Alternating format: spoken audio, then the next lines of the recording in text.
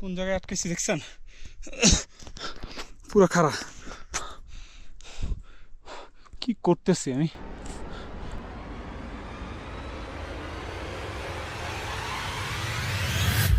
শুভ সকাল বাংলাদেশ, আমি তাম্মাদ। সাইকেলে ঘুরে বেড়াই গত 10 থেকে 11 বছর ধরেই। আমার এই অ্যাডভেঞ্চার গল্প চলছে। পর্বতারোহণ, তাও আবার সাইকেল নিয়ে। প্রায় অসম্ভব একটা কাজ করিয়ে দেখিয়েছেন তাম্মাদ বিলখয়ের। 2024 সালে এভারেস্ট বেস ক্যাম্প সহ 3টি পাস এবং 4টি পর্বত তিনি ঘুরে এসেছেন 35 কেজি ওজনের সাইকেল এবং তার অ্যাক্সেসরিজ দিয়ে। আমি যদি সুরকে গ্রামে যেদিন আমি ঢুকতেছিলাম ওই দিন ওখানে একটা পাহাড় হচ্ছে ল্যান্ডস্লাইড হয়েছিল এর আগেই।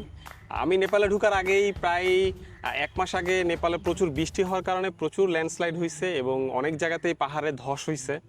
তো আমি ওখানে যাওয়ার পরে আমি যখন ওই গিরিখাদের ওখানে দাঁড়াইছিলাম, আমার হাতে একটাই অপশন ছিল যে যেভাবে হোক ওই ল্যান্ডস্লাইডের উপর দিয়েই পার হয়ে যেতে হবে।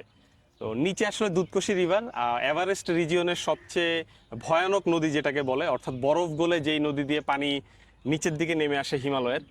আমি উপর থেকে ভাবতেছিলাম যে এখান থেকে যদি আমি নিচে পড়ি হয়তোবা আমার দেহটাও খুঁজে পাওয়া খুব মুশকিল হবে।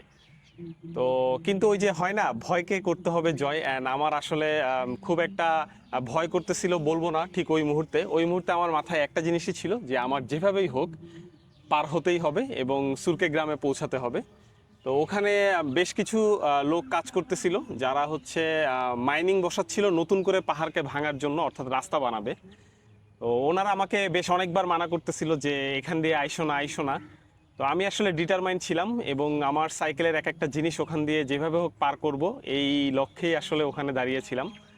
বেশ 2 থেকে 3 ঘন্টা আমার সময় লাগে সব কিছু ওই জায়গাটা ক্রস করানোর জন্য। অ্যান্ড আমি আসলে পার হওয়ার পরে বুঝতে পারি, যখন আমি নিজেই নিজের ভিডিওটা দেখি, যে আমি আসলে খুবই ভয়ানক একটা কাজ করে ফেলছি।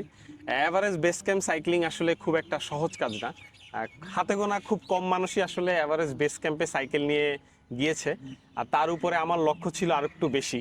শুধু এভারেস্ট বেস ক্যাম্প না, আশেপাশে 4টা পর্বত এবং 3টা ভয়ানক পাস।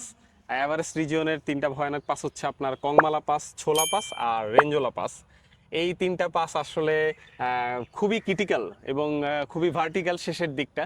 ওখানে হাঁটাটাই মুশকিল একটা কাজ, সেখানে সাইকেল নিয়ে যাওয়া এটা আসলে দুঃসাহসিক একটা অভিযাত্রা ছিল। আমার এভারেস্ট সাইক্লিং এক্সপিডিশনের সবচেয়ে কঠিনতম চ্যালেঞ্জ ছিল কংমালা পাস। আমি যেদিন চুখুম গ্রাম থেকে শুরু করি, মাঝপথে আমার ওখানে লোকালদের সাথে দেখা হয় এবং ওনারা আমার অবস্থান দেখে এবং সময় দেখে বলে যে তুমি তো আজকে কংমালা পাস দিনের আলোতে শেষ করতে পারবা না, তুমি ফিরে যাও। তো একজন লোকালের মুখ থেকে এমন কথা শোনাটা আসলে খুবই ভয়ানক বিষয়।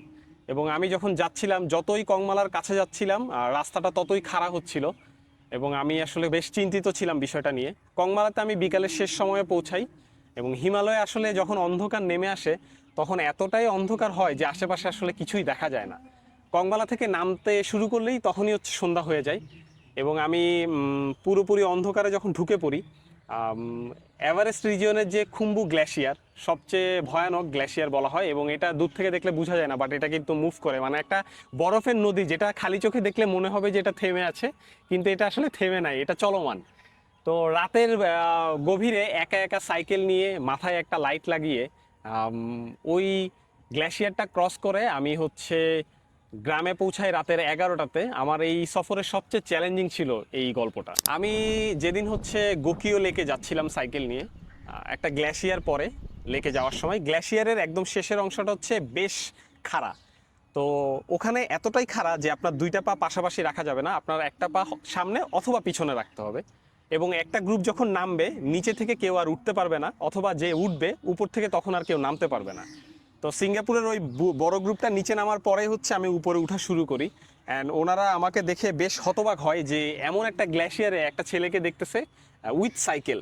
এবং আমাকে ওরা প্রশ্ন করে তুমি কোথায় যাবা। আমি যখন বলি যে আমি আজকে গোকিও লেকে যাব এবং এরপরে গোকিওরি পর্বত সামিট করব আমার সাইকেল নিয়ে এবং সর্বশেষ আমি রেঞ্জোলা পাসের টপে উঠবো সাইকেল নিয়ে, ওরা বেশ হতবাক হয়ে নিচে বসেছিল। আমি যতক্ষণ না ওই খাড়া অংশটা উঠতেছিলাম ওরা নিচে বসে মানে এক অবাক দর্শকের মতো তাকিয়ে তাকিয়ে দেখতেছিল। এবং আমি যখন টপে চলে যাই ওরা তখন আমাকে হাততালি দিয়ে অভিনন্দন জানায়। এটা আসলে বেশ মজার একটা ঘটনা ছিল।